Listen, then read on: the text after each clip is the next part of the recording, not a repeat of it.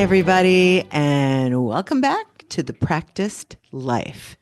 Today's episode is Tend to Your Own Garden. Oh, gosh, I love this one so much. Probably because I've needed it the most, as you know, that's how it works.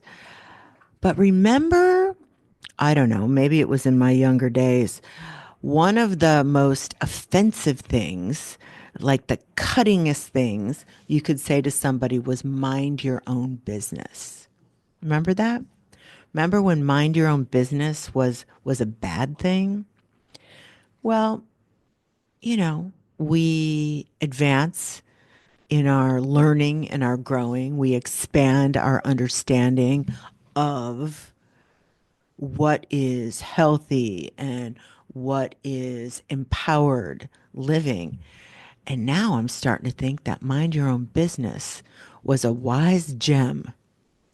And we would have been very wise to have taken that advice and made it really a part of how we move through the world. So here's the thing. I kind of changed mind your own business into something a little friendlier, and it's called tend to your own garden. And here's the philosophy there. We all have our gardens, right? Our patch of energetic soil to manage and to tend to. And for many of us, especially those of us of a certain age who grew up with codependent training and no boundaries and be a pleaser and be nice, don't bother anybody, don't create a problem, don't be too loud, don't be too much. The idea of tending to your own garden would have been maybe in the realm of the other bad thing is would be selfishness. But of course, what we've come to see is the most the people who contribute the most to our energetic cultural vibration are people who really do care for themselves, who do the work, who care for their minds, bodies, and spirits, so that they have a full cup from which to give, and that their vibration is high, contributing inspiration to everybody who comes into their circle. So here's the question. Why can we see the weeds in others' gardens so clearly? I mean, listen, I would say for years I spent weeding out other people's gardens. Oh, I just couldn't wait to get in there and problem solve in everybody else's lives. If there was a crisis, call me. If you didn't know what to do, call me. I'll figure it out for you, because it is just easier when we are not burdened by childhood triggers and our own myopathy, our own narrow view. We can look at someone else's garden and say, "Oh, I see what you need to leave that asshole. That's what you need to do. You need to clean up your clutter. That's what you need to do. You need to take care of your body. That's what you need to do. You need to start eating some salads. You need to quit that job. You need to, whatever." It's very easy to see for somebody else because you're not mired in your own stuff.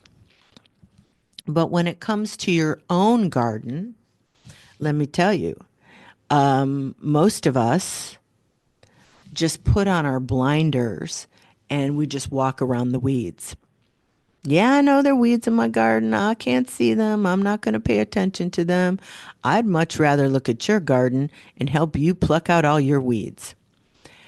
So, about maybe 4 or 5 years ago, when I really started devoting myself to this work and working with women all around the world, I just started to see this so much more clearly in myself and in other people, especially women who have adult children. You know, that little moment when you do the handoff doesn't always happen.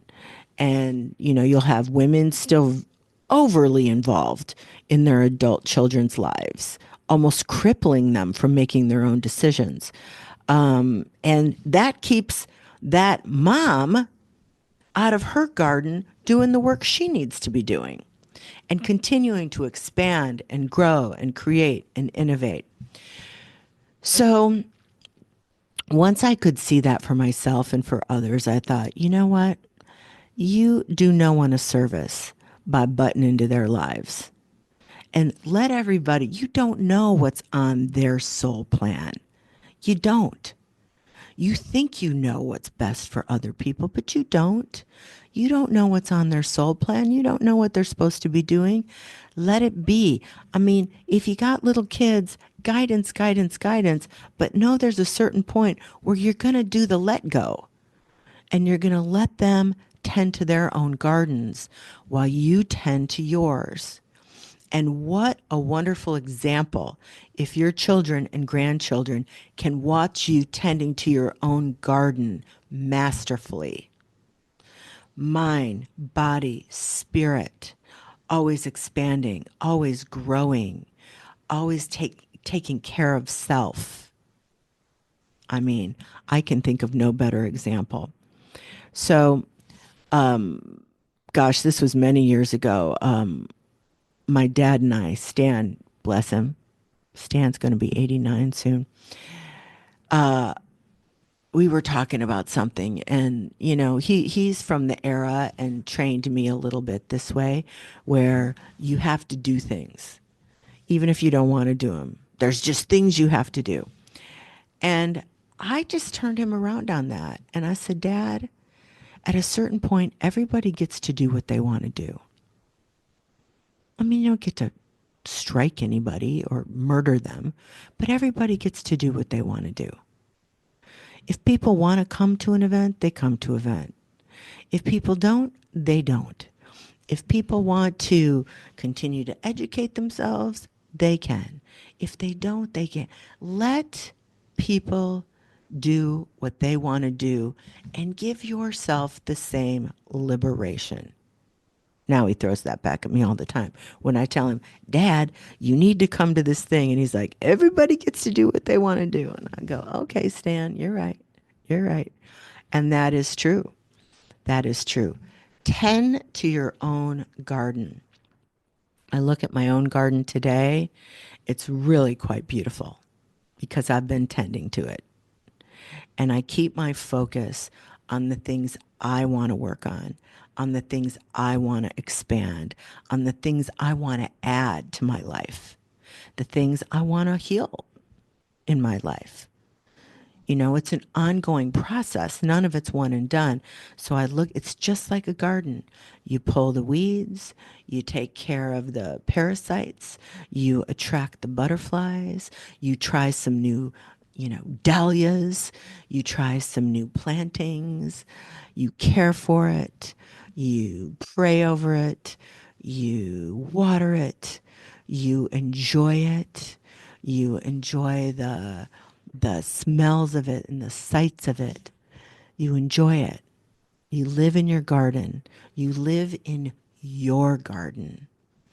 That has been one of the biggest deep understandings of my life. And, you know, I'm a late bloomer. I came to this idea very late. But once I could see it, I could see that my over involvement in everybody else's gardens, everybody else's things, was really about me avoiding the work I had to do. And you can't get to where you want to go unless you get in your own garden and do your own work. And that has been, woo, that understanding has changed everything for me. I'm out of the problem solving business for others. I'm out of the judgment business. I don't know what somebody else is supposed to be doing. That's their soul work to do. I focus on mine.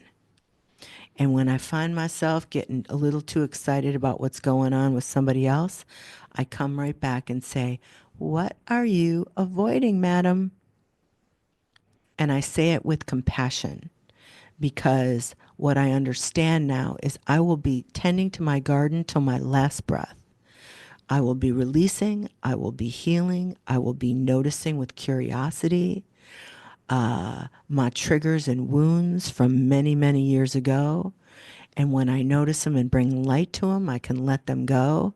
I get back in my garden, I do some weeding, I try something new, and I sit back in my garden chair and enjoy this beautiful scape that I've created, I've co-created. And that is a fantastic formula for life. Thanks for listening. Thanks for listening to the Practice Life Friends. And along with that idea, you tend to your own garden, you need some practices for a fabulous morning practice that you could have in your hand in just a few minutes. Go to sherrysalata.com/free network.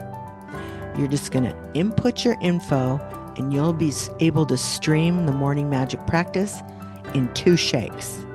It's free and it's good. I just did it this morning with my whole membership group. It is such a great practice. It takes maybe just under 3 minutes. It is such a good practice and it sets you up for such an amazing day. And that is one of the ways I tend to my garden. See you next time.